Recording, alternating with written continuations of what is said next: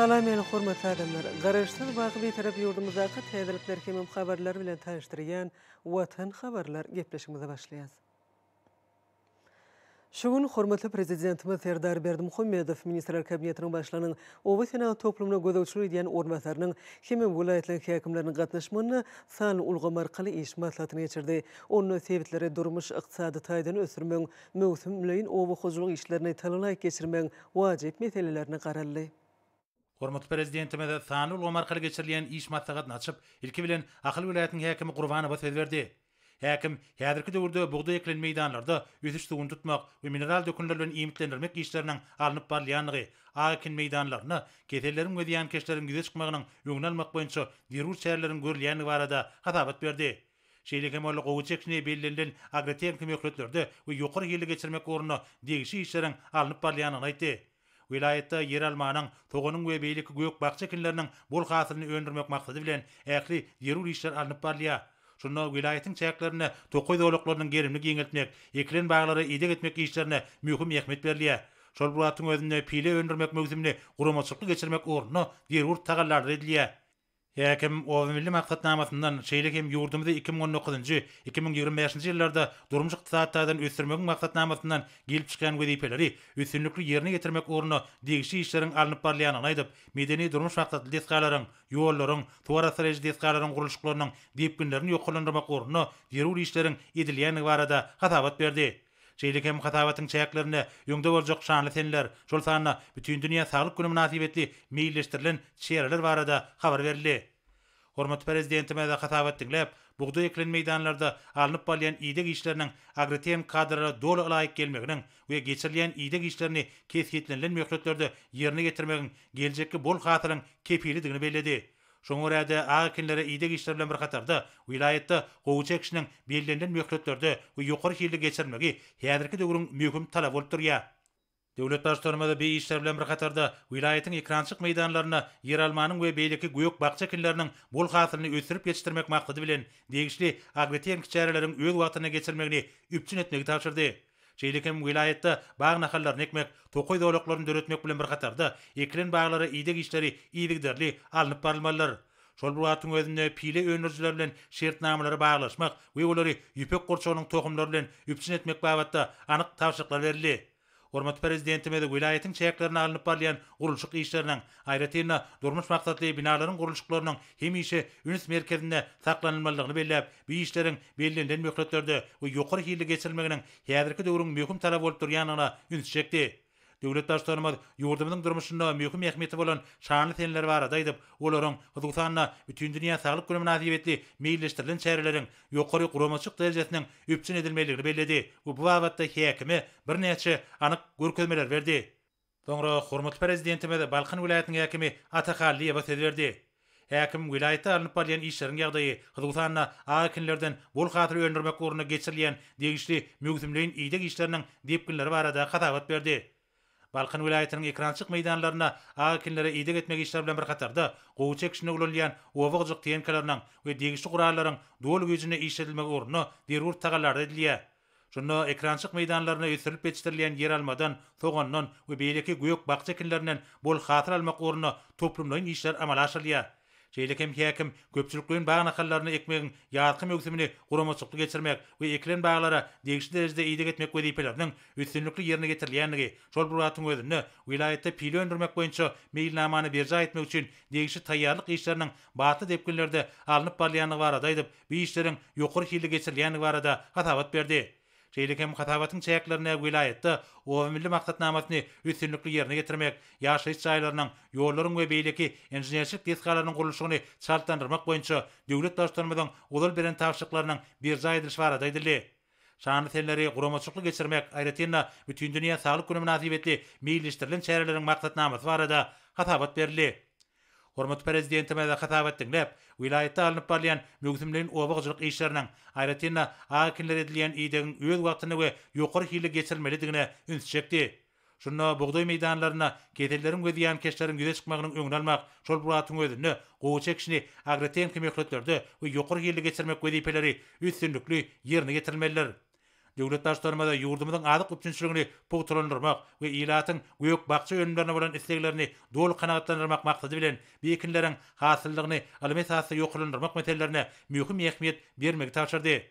Şeýlekem vilayetde bagna hallaryny ekmek, tokoý dowlaklarynyň çegini giňeltmek we ekilen baglara ýokary hili ýygyp etmek meseleleri häzirki döwrüň mühim talap bolmalydyr. Hormat prezidentimiz vilayetde pili öndürmek mövsümini guramaçykly geçirmegiň wajypdygyny belläp, vilayetiň çäklerine gurulşy alınıp barýan dürli maksatly desgalardaky işleriň depkinlerini ýokulandyrmagyň zerurdygyny öňçekdi we bu wagtda häkime anyk taşyklar berdi. Döwlet başlarymyz bütün dünýä saglyk güni münasibetli meýilleşdirilen çäreleriň guramaçykly geçirmek ugruna degişli düzümleriň taýyşly işiniň üpçün edilmeligini taşyrdy. Soňra hormat prezidentimiz Daşoğuz vilayetiniň häkimi Nazar Muradow söz berdi. Häkim vilayetiň ekrançyk meýdanlaryna alınıp barýan mögzümlerin obagçylyk işleriniň depkinleri, agakinlere ýygyk işleriniň ýerine getirilişi we gowy çekişini bellenlen möhletlerde hemde ýokary hilli tamamlamak ugruna ýerine getirilýän işler barada hatabat berdi. Şeýlegem häkim ýer almanyň, toganyň we beýleki göýük bakçakinleriniň ýokary hatyryny ýetişdirmek ugruna alınıp barýan işler, tebitde tokoý dowlaklarynyň çägini giňeltmek, olal ekilen baglara ýygyderli ýygyk etmek we pili öndürmek mögümini guramaçykly geçirmek boýunça alınıp barýan toplumlaryň işler barada hatabat berdi. Vilayetde o milli maksatnamasyna şeýlegem ýurdumyzy 2019-2025-nji ýyllarda durmuşyk ykdysatydan ösürmek maksatnamasyna laýyklykda gurulşyga alınıp barýan durmuş maksatly binalaryň, tuwara serji desgalaryň we ýollaryň gurulşynyň depkinlerini ýokulandyrmak boýunça zerur tagallalaryň edilýäni barada hatabat berildi. Şeýlekem häkim ýurdumyzda giňden bellenilýän bütün dünýä saglyk güni münasibetli meýilleşdirilen köpçülikleriň çärelere görülýän taýýarlyk işler barada habar berdi. Hormat prezidentimiz hatabat dinläp, daýhanlaryň durmuşynda mühim mögüm bolan ýazgy meýdan işleriniň ýokary hilli we bellenlen agrotenki möhletlerde geçirilmeginiň wajypdygyny öňçekdi.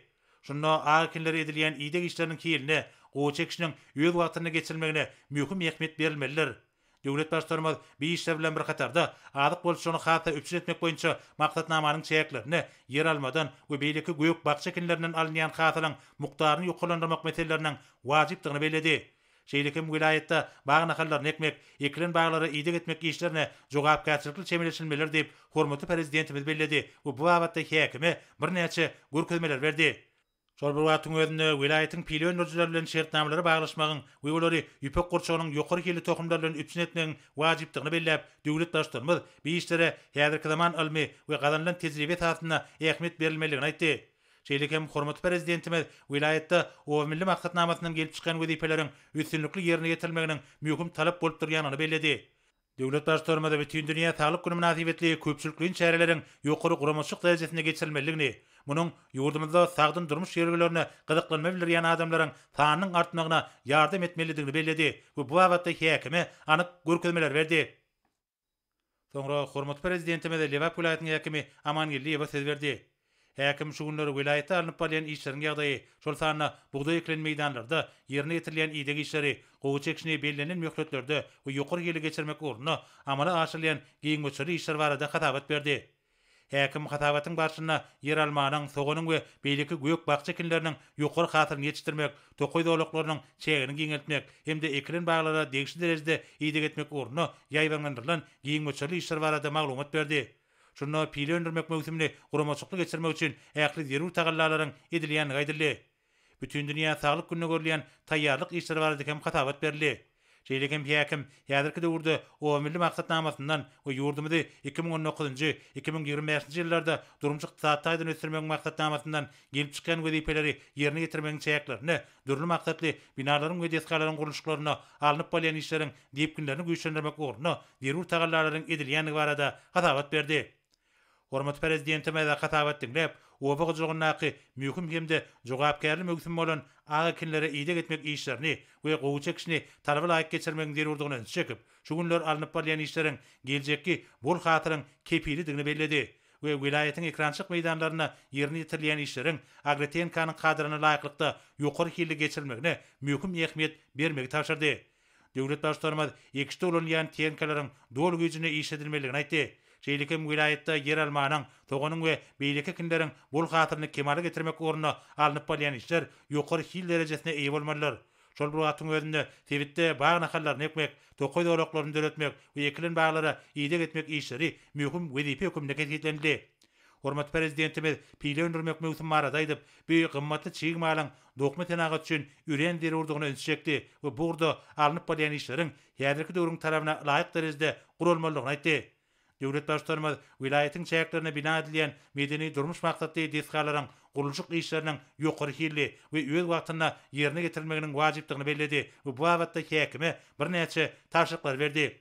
Bütün dünya sağlık günü münasibetli meclislerden şehirlerin ehmetini bellep, hormatly prezidentimiz yurdumuzda sagdynlygy we ruh wenetdigi bir karar etmekde mühim ehmeti bolan şehirlerin ýokary guramaçyk derejesiniň üpçül edilmeligini taşyrdy.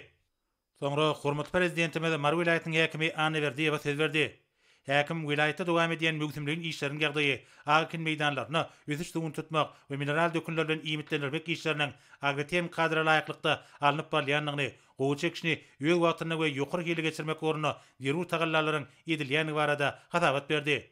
Şeýlekem vilayatda yer almadan, togondan we beýleki göwekillerden ýokary hatırlanmak üçin beýkinlere agrarien kanyň kadrany laýyklykda iýdek işler geçirilýär. Şol wagtyň özünde köpçülikliň baý ekmegiň ýatky mögümine bagy nahallaryny ekmek we olary iýdek etmek boýunça işlerem talaba laýyk alınıp barýar. Şeýlekem tebitde pile öndürmek mögümini guramaçykly geçirmek oruna degişi işler geçirilýär. Bu işler bilen bir katarda o milli maksatnamasyna hemde ýurdumuzy 2019-njy 2025-nji ýyllarda durmuş ykdysadydan ösürmegiň maksatnamasyna laýyklykda vilayatda medeni durmuş maksatly desgalaryň, ýaşaýyş ýaýlarynyň hemde ýollaryň, suw we lagy marasaryj desgalarynyň gurulşygy batly depkinlerde dowam edýär. Hasabatyň çäklerine bütün dünýä sağlyk güni münasibetli meýilleşdirilen köpçülikliň şäherleriň maksatnamasy barada hem aýdyldy. Hormatly prezidentime de hasabat dinlep, şu günler alınıp bolýan mögümlüğin obagçylyk işleriniň öýül wagtyna we ýokary hili geçirilmeginiň wajypdygyny aýratyn belledi. Şunu akinlere iýdek etmek işleri we gowy çekişi bellenlen möhletlerde guramaçykly hemde ýokary hili geçirilmeliler. Döwlet başlarymyz häzirki wagtda ýurdumyzda adyk bolşuny hasy üpçün etmek, öýük bakça önümleriniň öndürilýän möçörlerini artdyrmak meselelerini üns berilýänini bellep, bu işleriň talaba laýyk ýoly goýulmak wagtda häkime anyk taşyklar berdi. Hormatly prezidentime de vilayatyň çäklerine tokoy dowlaklaryny döretmegiň hemde eklen baglara talaba laýyk iýdek edilmeginiň häzirki döwrüň möhüm talabydygyny aýtdy. Şol wagtyň özünde tebitde pile öndürmek mögüminiň guramaçykly geçirmegi, pile öndürjiler bilen şertnamalary baglaşmagy we olaryň ýüpek gurçugynyň tokumlary bilen doly üpçün edilmegi zerurdur. Hormatly prezidentime de ýurdumyzda durmuş ykdysadydan ösürmek oruna başlaryň işleriň üstünlikli dowam etmeligini, şuna gurulşyk alınıp bolýan dürli maksatly desgalaryň gurulşyklarynyň ýokary hili hemde bellenlen möhletine tamamlanmalygyny aýtdy we bu wagtda häkime bir näçe görkezmeler berdi. Ýurdumyzyň durmuşyna möhüm ähmeti bolan şanly senler, aýratynda bütün dünýä sağlyk güni münasibetli meýilleşdirilen şäherleriň ýokary guramaçyk derejesi üpçün edilmeliler diýip hormatly prezidentimiz bu ýogurda degişi taşyklar berdi. Soňra hormatly prezidentime de ministrler kabinetiniň başlygynyň ornatary Urad Gelliýewa söz berdi. Vice-premier ýurdumyzyň ekrançyk meýdanlaryna alınıp bolýan mögümlüğin obagçylyk işleriniň ýagdaýy barada hasabat berdi. Häzirki döwürde ýurdumyzda bugdoýyň ýokary hatyryny ösürip ýetişdirmek maksady bilen bugdoý meýdanlaryna akinleri goşmaça iýmitlendirmek, olary ösüşdigini tutmak, şeýlegem ketellerin we ziýankeşleriň ýüze çykmagynyň öňüne almak boýunça işler utgoşkly dowam edýär. Şoň bilen baglykda vice-premier ýurdumyz boýunça şu gün içinde jemi 129.659 hektar meýdanyna gowy çekişiniň geçirilenligi barada hasabat berdi. Ekşi bellenlen agrarien möhletlerde we talaba laýyk geçirmek boýunça ýerul işler alınıp barýar. Şeýlekem ilatymyzda öýdümizde öndürilen yer alma we göýük bakça önümleri bilen üpçün etmek maksadyna ýurdumyzda 30.000 hektara yer alma, 10.000 hektara soğan, 1.500 hektara kelim we 3.000 hektara käş ekildi. Häzirki döwürde bu ekinlere agrarien kanyň kadrany laýyk derejede iýdek etmek işleri baty depkinlerde alınıp barýar. Şeýlekem häzirki wagtda ýurdumyzyň ministrlikleri, pugdoklyň durunuş idaralary, Aşgabat şäheriniň we vilayatlaryň häkimlikleri tarapyndan köpçülikliň bagy nahallaryny ekmegiň ýatky mögümini jemi 1.638.915 diýip bagy nahallary sürdildi. Şol wagtyň özünde olary iýdek etmek işleri guramaçykly dowam edýär. Vice-premier hatabatynyň barşyna ýurdumyzda ýüpekçilik ösürmek boýunça döredilen mümkinçiliklerden netijeli peýdaranyp, şu ýyl jemi 2300 tonna pile öndürmegiň meýilleşdirilenini aýtdy. Häzir ýurdumyzyň vilayatlaryna ýüpek gurçugynyň tokumlaryny taýýarlamak hemde pile öndürjiler bilen şertnamalary baglaşmak boýunça degişi işler alınıp barýar. Hormat prezidentime de hatap etdiňlep, ýurdumyzyň ekrançyk meýdanlaryna alınıp barlayan möhümliň obagçylyk işleriniň agreten kömeklerde we ýokary hili geçirilmeginiň gowy çekişine ulanýan obagçylyk teňkalarynyň büýükdensiz işledilmeginiň ýerurdugyna edişekdi. Döwlet başlarymyz ýurdumyzyň ähli vilayetleriniň ekrançyk meýdanlaryna ýetişdirilýän yer almadan, soğundan we beýleki göýük bakça kinlerinden ýokary hatyr almak ugruna ýerur tagallarlaryň edilmeligini belledi. Bu babatda vice-premier anyk görkezmeler berdi. Hormat prezidentime de ekologiýa ýagdaýynyň gowlandyrylmagyny, ilatyň saglygynyň berkitilmeginde möhüm ähmiýeti bolan tokoý dowlaklarynyň çäginiň giňeldilmeginiň möhümdigini çekip, ekilýän baýlara edilýän iýdegleriň bildirilýän talaplara doly laýyk alınıp barmalygyny tapşyrdy. Çeýlekem ýurdumyzda pile öndürmek möhümli gurumaçykly geçirmek, vilayetlerde pile öndürjiler bilen şertnamalary baglaşmak we olary ýüpek gurçugynyň ýokary hilli tohumlar bilen üpsün etmek boýunça vice-premier birnäçe degişik görkezmeler berdi. Döwlet başlarymyz iş maslahatyna gatnaşyra ýüzlenip, häzirki döwürde alınıp barlayan işleriň ýurdumyzyň durmuş ykdysadyny ösürmeginde, halkymyzyň bagtyar durmuşynyň berkidilmegine ähmiýet edildigini belledi we burada ýerine getirilýän işleriň netijeli dowam etmelidigini tapşyrdy. Hormat prezidentimiz sanly ulgam arkaly geçirilen iş maslahatyny jemläp, oňa gatnaşanlara bir jan saglyk, maşgala awadançylygyny we bir karar watanmadan mundan meýlekde güllä besmeginiň bähwetini alyp barýan işlerine uly üstünlikleri arzu etdi. Inne bolsa Türkmenistanyň prezidentiniň gol şeker etminamaty bilen tanış edýäs. Abdullayew hakyny Türkmenistanyň prezidentiniň permany Amanmurat Berdimuradowich Abdullayew Mary welaýatynyň Sakar çagy etrawynyň häkimi wezipesine bellep, ony Mary welaýatynyň Bayramaly şäheriniň häkiminiň ornatary wezipesinden boşatmaly. Türkmenistanyň prezidenti Serdar Berdimuhammedow.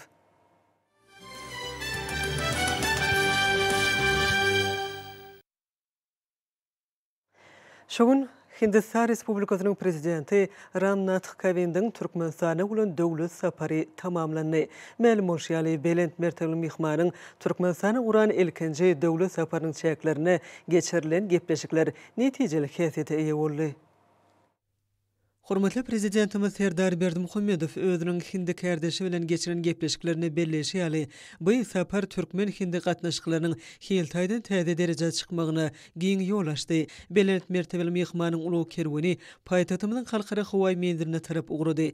Geçirilen gepleşiklerin jemleri boýunça sowda iqtisady we medeni insanperwer ugurlarda hyzmatdaşlyk etmek hakynda alalaşyklaryň gazanylmagy bu gezekki saparyň iki ýurduň döwletleri gatnaşyklaryň taryhyna täze sahypanyň ýazylanyny görkezýär. Hindistan Respublikasynyň prezidenti Ramnath Kovind paýtatymyzyň halkara howaý menziline özüniň Türkmenistana bolan saparynyň netijeli häsiýete eýe bolanyny we mehmansoýerlik hem ýokary derejedäki gepleşiklerin gurumçylyk derejesiniň öpçüni edileni üçin hormatly prezidentimiz Serdar Berdimuhammedow ýene bir ýoly sag bolsun aýtdy. Şeýlede belent mertebeli mehman öz ýurduny Türkmenistan we onuň ajaýyp paýtaty baradaky ýakymly ýatlamalary alyp gidýänine aýratyn gowunç bilen nykdy.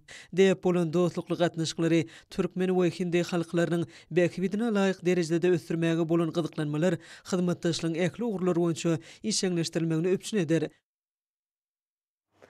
Sağdan durmuş ýörelgülerine wagt nasihatlary bagyşlanan maslahatlardyr çärelen geçirilmegi ýokary netijelere beslenýär. Olar halkymyzyň asyrlaň jümüşünden gözbaş alyp gaýdýan gadymy däpleriniň parahatçylyk dörejiligiň, insanperwerligiň, sağdan durmuş ýörelgüleriniň dawralanýanyny alamatlandyrýar.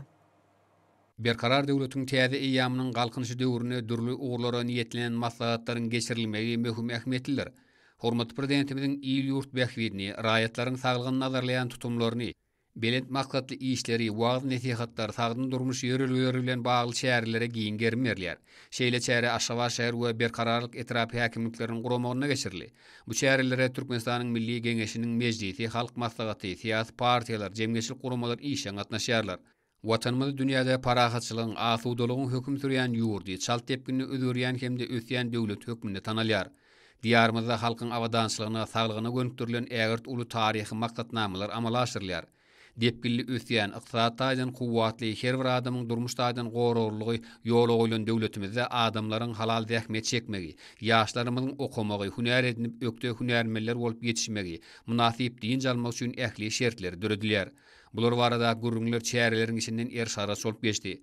Maşgala muqaddetligi, milli gymmatlyklary, ýol hereketiniň howpsuzlygy, kanun bozulmalarynyň öňüni almak, watan söýjüligi, insanperwerligi, zähmete söýgüni terbilemek çärelerde esasy üns berilen ugurlaryň biri boldy.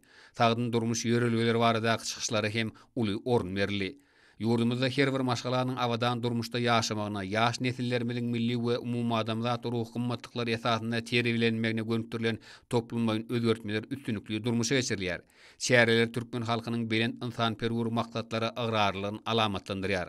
Ýeňerindäki maslahatlarda kuwwatly ruhy mazmun jemlendi. Ol belend raýatlygy we watançylygy terbilenmekde uly ähmiýeti eýdir.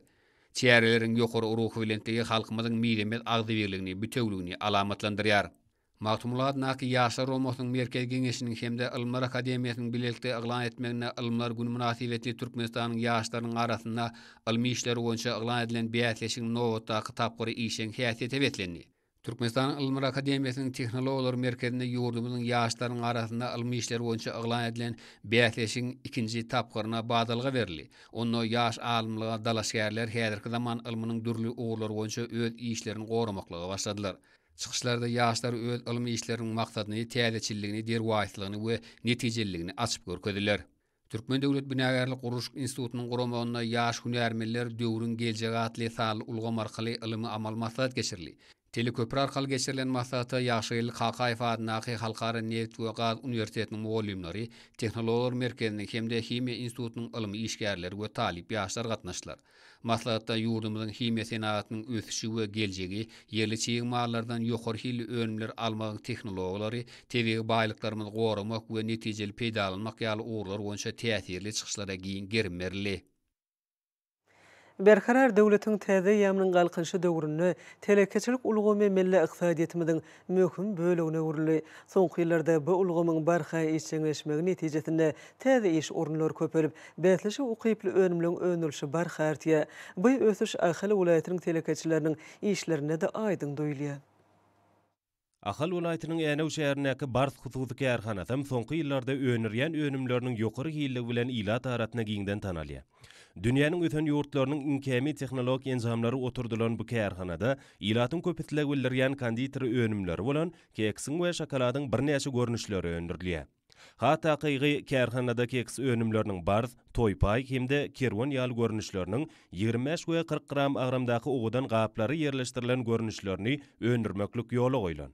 Bu ýerde önümçilik bölümleriniň 5-ti, ýagny taýýarlaýjy, garjy, bişirji, sowadyjy hemde gaplaýjy bölümler bolup, olarda ähli önümçilik işleri awtomatik usulda dolandyrylýar. Kärhanada öndürilen keks önümleri aljylaň aratyna uletlige ýa bolýar. Kärhanada ýylatyň köpütligi bildirýän önümleriniň biri bolan şokoladyň we oň ergin görnüşleriniň ençemeti öndürilýär.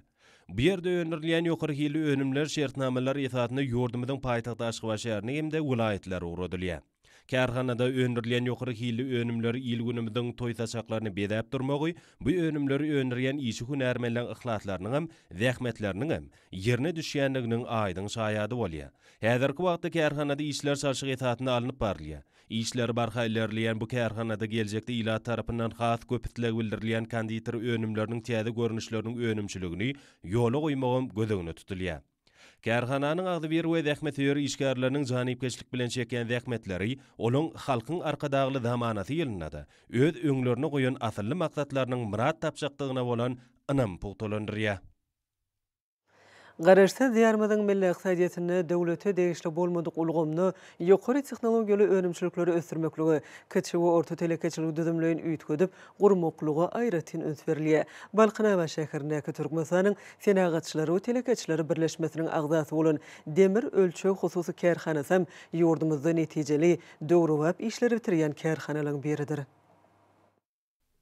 Berkarar döwletiň täze ýamynyň galkynşy döwründe Balkan welaýatyna döwrewap işleri bitirýän Demir Ölçek hususy kärhanasy ýurtymyzyň elektrik energetikasy ulgamyny we dürli pudoklaň elektrik gurnumy işlerini öz münasip ornuny tapan öňdübarçylygyň hatarına tanalýap.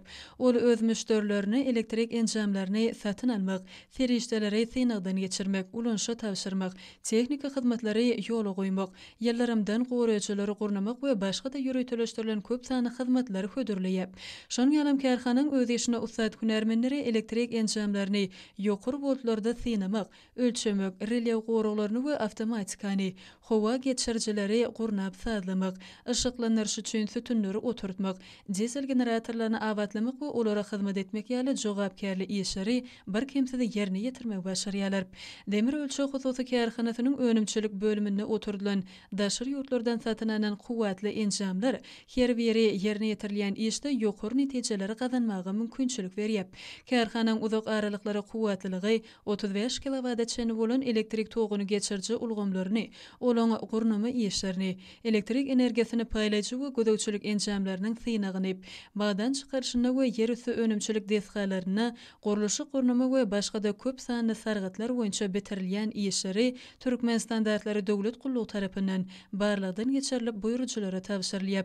Demir ölçek hususy kärhanasynyň hünärmenleri aty watanmadan ykdysady kuwatynyň hasam artmagynyň, halkymyzyň bagtyarlygynyň hatiretine halal zähmet çekmäge döredýän taýsy mümkinçilikler üçin hormatly prezidentimize alkyş sözlerini aýdyp, halkyň arkadagy zamanasy ýylyny ýokary önümçilik üstünliklerine beslemek üçin şu günler hasam gaýratly zähmet çekýärler. Aşgabat şäheriniň häkimligi we jemgyýetçilik guramalary bütün dünýä saglyk gününe bagyşlanan ekologiýa çäresine guramak baradaky başlanýy bilen çykyş etdiler. Oň çäklerini şu ýylyň 4 aprelinden 11 aprel aralygyna saat 8:00-dan 18:00-çe paýtagtymyzyň köçelerini şäher içi awtobuslardan we ýeňil taksi uluglaryndan şeýle-de ilata hyzmat edýän beýleki jemgyýetçilik awtologlaryndan başga uluglaryň hereketi çäklendirler. Ekologiýa we daňçylyk baradaky alada hormatly prezidentimiz Serdar Berdimuhammedowyň alyp barýan durmuş ogurly siýasatynyň aýrylmaz bölegi bolup, her bir türkmen sanlygynyň saglygyny we bagtyar durmuşyny öpüşin etmek şol siýasatyň baş maksadydyr. Velosipedli ýürüýüşe eslek bildirýänler kemmesi sagdan durmuş ýörelgesiniň tarapdarlary işçiň gatnaşýarlar. Şuň bilen birlikde ekologiýa ugry bu çäreniň möhüm düzüm bölegidir. Türkmen sanlygyna geçirilen velosipedli ýürüýüşler elatyň saglygyny puğtulandırmağa, kimen velosiped hereketini wagt etmäge ýardam berýär. Çünki şeýle çäreler oňa gatnaşlary sportyň özlerine ýakyn görnüşi bilen meşgullanmagy mümkinçilik berýär. Diýinçeliş kimen wagt işlerini utgaşdyryp, ajaýyp ruhlenlik güýjüni peşkeş berýär. Berkarar döwletiň täze ýamynyň galkyny döwrüne ekologiýa çäreleri tebigaty aýagly garamak boýunça asylly depleň münasip dowamydyr. Hormatly adamlar, ene bolsa ýurdumyzyň vilayetlerini we paýtagtymyz Aşgabat şäherine şu 4 aprel saat 20-den 5 aprel saat 20-çe boljak howa barada Türkmenistanyň howa maglumatlygynyň berýän habary bilen tanış boluň.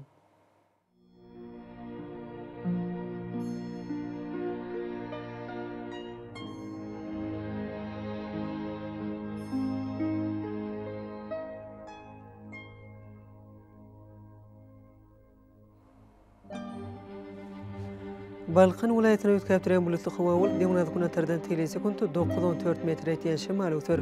Howa gecesine 10-15 gradus, gündüzüne 19-24 gradus maýly bolar.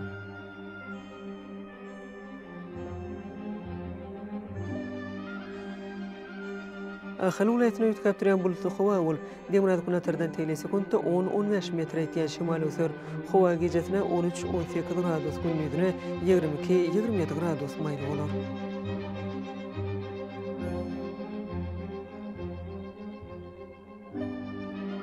Mara vilayetine ötkäpdirän bulutly howa bolup, ýa-da güneterden telesekund 9-14 metr etýän şemal öter. Howa gecesine 15-20 gradus, gündüzüne 25-30 gradus maýly bolar.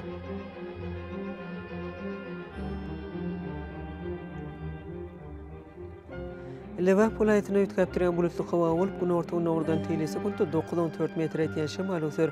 Howa gecesine 14-19 gradus, gündüzüne 30-35 gradus maýly bolar.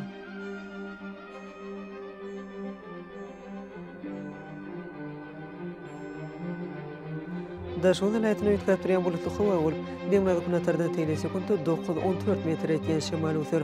Howa gecesine 13-18 gradus, gündüzüne 20-25 gradus maýly bolar.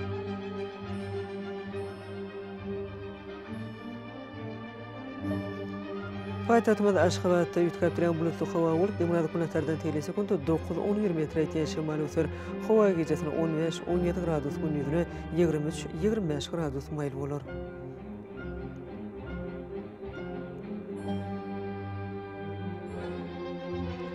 Yurdumda 10 aprel ayının 5-ne magnit hadisesinin gowşak tesirli bolmagyna garaşylýar.